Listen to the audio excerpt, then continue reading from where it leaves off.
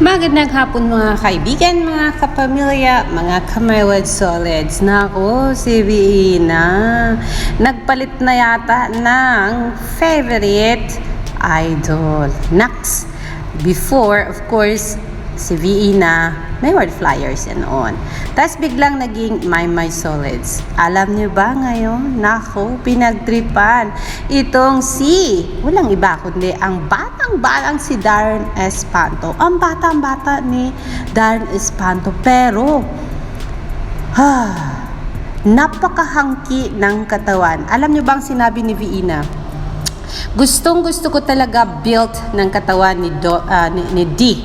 Akala ko Donnie kanina pero nung binuksan ko yung link, hindi pala si Donnie. Na ako, Viina, baby pa yan si Darren Espanto. Sabi niya, pang father figure na hangki ang manly niya. Tapos sabay tawag. Sabi ni Equal Love, hoy Darren, ano ba? Tapos sabi ni, hindi ako yun, Mama! Bakit may paglalaway? Ha. Kasi narito po ang link. Gusto nyo makita, mga kameward?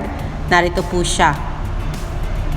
Check out Darren Espanto's video on TikTok. Let's go mga kameward. Let's all see kung anong nakita ni Viina, ni Equal Love, at saka ni Hindi Ako Yun. Let's watch this.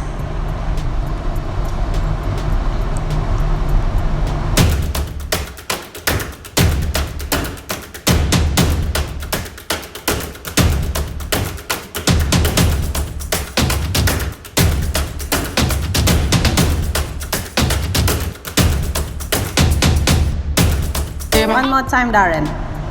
Woo! Now what?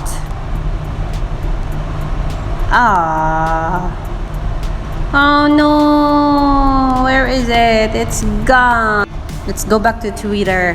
Narito po ulit, Darren Espanto, para pasayahin ang mga mata ninyo. Naku, batang-bata pa yan, huwag niyong pagnasaan na. Pero panoorin niyo naman ang batang katawan ni Darren Espanto. Hangki nga naman talaga, napaka-sexy, parang hindi na bata si Darren. Ilang taon na kaya itong si Darren Espanto? Let's all watch this one more time. Sorry.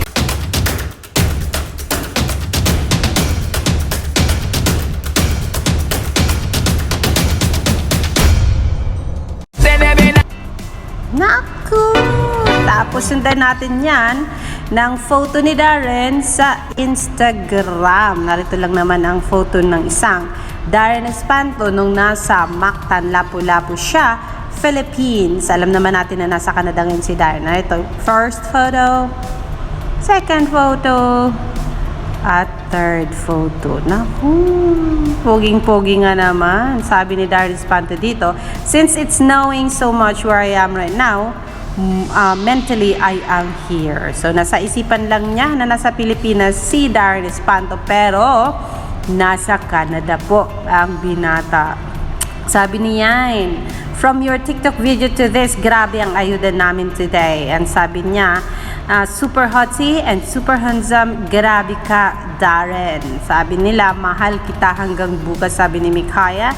And sabi niya, Be, when ka ba physically nasa Pinas? Ingat ka dyan and enjoy your time with your fam. Miss you, love you so much, Darren. Naku, parang papalitan na ni Darren si Papa Pinito. Ewan ko lang, but then anyway, sabi niya, additional niya, certified heartthrob daw si Darren Espanto. Naku, Darren, na Holy Week ha. Na kung saan mo dinadala yung mga imaginations ng mga nakapanood ng TikTok mo at ng post mo sa Instagram. But anyways, Darren, in fairness, napakaganda ng katawan mo. Me personally, I hate muscles, but yours is like really good. Like, ang ganda ng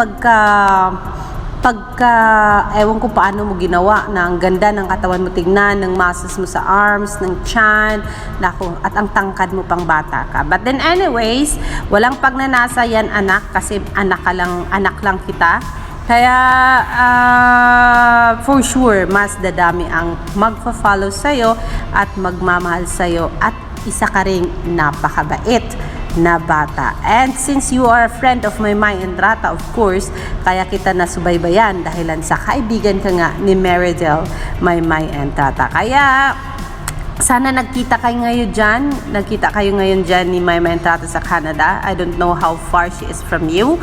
But yes, yan lang muna ang aming update about you, Darren Espanto, Alexander Lexter Jules. I will see you later mga ka-Darrenatics. Bye!